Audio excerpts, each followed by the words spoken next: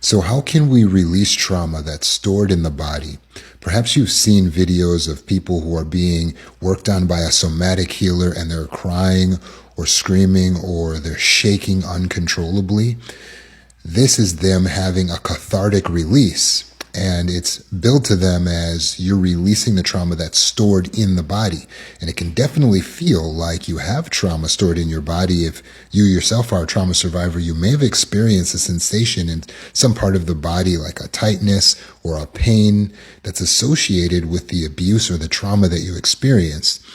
But if we look at it logically or scientifically speaking, it's not literally the trauma inside of your body, because the trauma isn't what happened to you, but it's how you process what happened to you. And what we're actually experiencing is real muscle pain or muscle lockup or atrophy or different issues, of course. Sometimes it can even create autoimmune issues.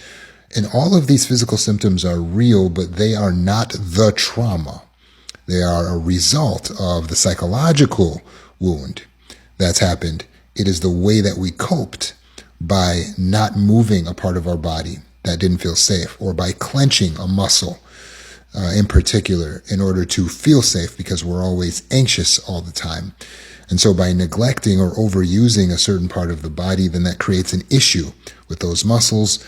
And then we have that connection, like, this is the trauma stored inside of the body. Even you could have a part of your body start to hurt or get flared up again when you feel anxious. All of that is real, but it's not literally the trauma stored inside the body. However, it is true that through somatic exercises, you can feel a cathartic release. What you learn here in my healing course and in working with me is how to release trauma, or actually heal it completely from the top down, meaning starting with the mind. Because when you reprocess trauma properly, then you no longer need to clench that muscle, or you no longer need to ignore a muscle group or avoid doing a certain movement. And so you'll immediately experience that release. I've had some of my clients say, suddenly my handwriting cleared up again, my back pain reduced, my headaches went away. And I didn't do any somatic or physical exercises with them. We just worked on the mind. However, there is also somatic things you can do that can create a release and a catharsis as well. And so if you have some physical pain in your body as a result of trauma or a tightness, you need to reclaim that part of the body that you've cut off through flight or freeze response.